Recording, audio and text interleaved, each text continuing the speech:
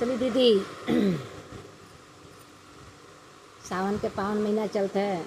अब एक महीना खूब शिव चर्चा हुई तो ए नाते आप लोग के बीच में ये शिव चर्चा कहानी लेके आयल है कि अपने पे जो बहुत ज़्यादा घमंड ना करे के चाहिए कोनो चीज़ पे।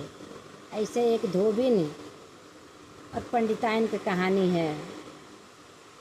देखिए हर ढंग हर गुण सबके ना आवाला, केहू के कहानी आवाला तो केहू के चर्चा आवाला तो केहू सिलाई आवाला तो केहू के अनेक अनेक चीज़ आवाला। अपने कोनो चीज़ पे बहुत घमंड ना करे के चाहिए। ए नाते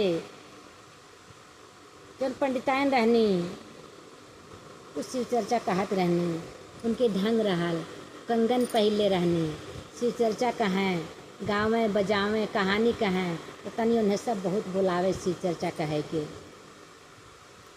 तो सबके घरे जाए शिव चर्चा कहें। आज मैया पार्वती की शिव चर्चा कहे के अवसर मिलल बा यह कहानी में। तो जौन पंडिताइन रहनी सब घरे शिव चर्चा कहे जाए, सब उन्हें बुलावे। एक दिन एक धोबिन अपने घरे शिव चर्चा करावे के सोचनी, कहें से जहाँ शिव चर्चा होए उन्हों को बुलावा आवे तो सब जाए, सब जगह जाए शिव चर्चा सुने तो उन्हें बड़ा अच्छा लगल। तो कहानी एक बार अपने घरे हम शिव चर्चा करा दी तो कुल व्यवस्था कर लेनी। अब पंडिताइन के लगे कहानी, ये दीदी बिहान हमारे घरे शिव चर्चा कह दी है। हमरो मन में श्रद्धा रहा है कि भोलेनाथ के शिव चर्चा हमहूँ अपने घरे करवाए।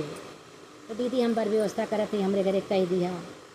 वह समय पंडिताइन तो ना कुछ कह पौनी कि हम धोबी घरे शिव चर्चा कहे ना जाओ।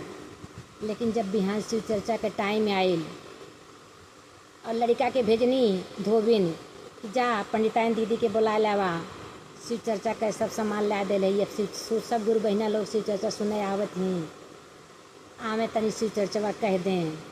जब लड़का गए उनके घरे तो उनके मन में रहा कि हम धोबी के घरे काहे शिव चर्चा कहे जाई, हम ना जाब।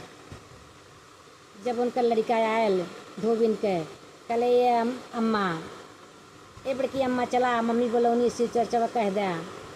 तो झूठे बहाना कह लेनी कि हम आए बाबूजा अम्मा सपने कह दा कि हमारी तबीयत ना ठीक बा, हम शिव चर्चा ना कह पाई, हमार उठे हिम्मतिए ना लेती है। लड़का आयल महतारी से कहले कि ये अम्मा पंडिताइन बड़की अम्मा कहा थी कि हमारी तबीयत ना ठीक बा, हम उठ ना पावत है, हम शिव चर्चा ना कह पाई, जा अपनी अम्मा से कह दी है। अब पंडिताइन बरेठिन जो रहनी बड़ा टेंशन में पड़नी कि दीदी तो शिव चर्चा कहे ना ही है, हमारे घर शिव चर्चा कैसे हुई।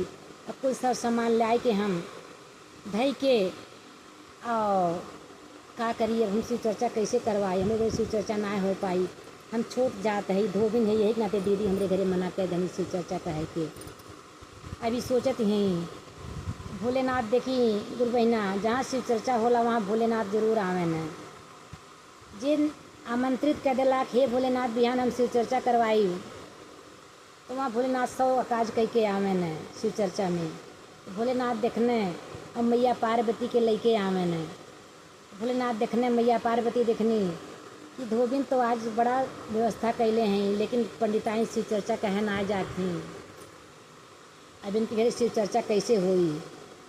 तो गौरा मैया कहानी, हे महादेव आज आदेश दिहल जाए आप हमें, आज हम आपके शिव चर्चा कहे जाओ। आज पंडिताइन शिव चर्चा कहे ना जी हैं, आज आपके चर्चा कहे कि हमें मौका मिलल बा तो आज हम शिव चर्चा कहे जाओ। कहने देवी जैसन तोहार मर्जी। कहनी हाँ प्रभु आज हम जाप शिव चर्चा कहे। तो मैया पार्वती पंडिताइन दीदी के बहन के रूप बनाए के बहन बन के ऐनी वही मोहल्ला में। अब पूछत हैं कि हे आज के करे घरे शिव चर्चा बहो। तो सब जनी कहानी की ये गुरु बहिना बरेठिन दीदी घरे शिव चर्चा बा। अब उनका शिव चर्चा तो लगा था बेकार हो जाई। कहानी काहे हो, कहानी कीजिए कि पंडिताइन दीदी के बोलो नहीं शिव चर्चा कहे के वो अबे ना कैनी। अब लगा था उनका शिव चर्चा हो, कहानी का भेल, हम चला बतावा हमें घर हमार घरा उनका बरेठिन घरा हम देखी गईनी। जैसे गौरा मैया बरेठिन देखनी तो कहती आवा दीदी कैसी शिव चर्चवा हुई, हमरे तो कुछ आवाला नहीं, पंडिताइन दीदी कल रही उ ना नहीं। तो कहनी ठीक बा, कोनो बात ना है, उ ना नहीं तो कोनो बात ना है, हम कह देते भोलेनाथ की चर्चा, एकर कौन बात है। तो कहनी आपके आवाला चर्चा कहे, कहनी अरे हमारी चर्चा कहे ना आला, हमारे बहुत चर्चा कहे आवाला, हम उनकर बहन है पंडिताइन के। और हमें लगल कि उ ना जाइ है आज, तेनाते हम चली अली है।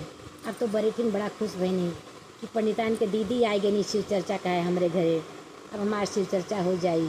अब कुल मंच उंच लगौनी, मैया पार्वती बड़े भाव से अपने महादेव को मंच लगौनी, प्रसाद रखनी, गौरी गणेश के पूजन रखनी, आमंत्रित कहनी, बड़े भाव से शिव चर्चा कहे शुरू कहनी। गौरा मैया बड़ी चर्चा कहनी, 3 घंटा शिव चर्चा कहनी गौरा मैया, उनके शिव चर्चा पूरा भैल। अब सब गुरु बहिना लोग तारीफ करे लगनी कि ये गुरु बहिना ए बरेठिन कहाँ से इन्हें लिया एलू है वो शिव चर्चा कहे के। ये तो गौरा मैया, ये तो दीदी पंडिताइन दीदी से अच्छा शिव चर्चा कहनी तोहरे घरे। कहानी भगवान भोलेनाथ के कृपा है कि दीदी पतन कहाँ से आई गई, हमरे घर शिव चर्चा हो गया, नहीं तो आज हो नहीं पावत हमरे घर शिव चर्चा। तो कहानी की अच्छा ठीक बा, अब हे गुरु बहिना हमें प्रसाद दे, हम जाई अपने घरे। गौरा मैया महादेव को प्रसाद लेनी और लेके वहाँ से चल रहनी। अब गुरु बहिना यार का भेल, पंडिताइन दीदी के उनके शिव चर्चा ना कहे गई रहनी, कहीं जात रहनी है, फिसल के गिरनी, पंडिताइन के दीदी के गोड़ बेमच गेल। अब जब गोड़ बेमच गेल तो लगनी आय माई आय दादा करे, दवाई सुई करावे लगनी, लेकिन कोनो सुई दवाई असर ना करल। सब कहे रहतन कि मोच ओच देखवाला बैठवाला केहू से कि जन मोच ओच पड़ल हो। सुई दवाई पंडिताइन करावत हैं, लेकिन उनकर मोच सही ना होत हैं। क्यों जनी ऐनी वहीं में कह गाँव में कह कहीं है बरेठा भैया बैठावे न गोड़ मोच जा उन्हें दिखाला। अब पंडिताइन तो बड़े संकोच में पड़नी कि वो नहीं घरे शिव चर्चा कहे ना गए रही, वो नहीं घरे कैसे हम जाइए अपन गोड़ दिखावे। कहानी नहीं ना जाब, सब काले कोनो बात ना है, जाऊ बहुत निक है बरेठा, पर गोड़वा बैठा दे हैं। लंगड़ाट डंडा ठेगनी लेके गई नहीं उनके घरे। कहानी ये बरेठिन देखने की पंडिताइन दीदी आई गई नहीं, बड़ा अच्छा के मछिया पिढ़ाई ला के धनिए दीदी बैठा कैसे अइलू है। तो कहती हम बड़ा शर्मिंदा है तोहरे घरे ना आए पुलिस शिव चर्चा में, हमार तबीयत खराब रही है, अरे देखा गोड़ बेमच गयल हमार, हम चली ना आए पावत है। तो कहीं दीदी बैठा कोनो बात ना है, हम बोलावत है, ए बरेठा यहाँ आवा हो। अने कहने का भेल, कहानी पंडिताइन दीदी के गोड़ बेमच गयल बा, तनी इनकर गोड़ सार देवा। तब आखिर वह बरेठा भैया पंडिताइन के तेल लगाए के गोड़ सरने, मोच उनकर बैठौने। तब जब उनका गोड़ सही भेल तब पंडिताइन के ही लगल कि केहू से घमंड ना करे चाहिए, शिव चर्चा केहू के ना मना करे चाहिए। तो देखी दीदी भगवान भोलेनाथ देखे न और अपन चमत्कार दिखावे न, यह नाते तब वो अपने मन में घमंड ना लग चाहिए कि हमरे आवाला तो हम ना जाब। यह नाते बोले शिव गुरु महाराज की जय। जय हो मैया पार्वती, जय हो।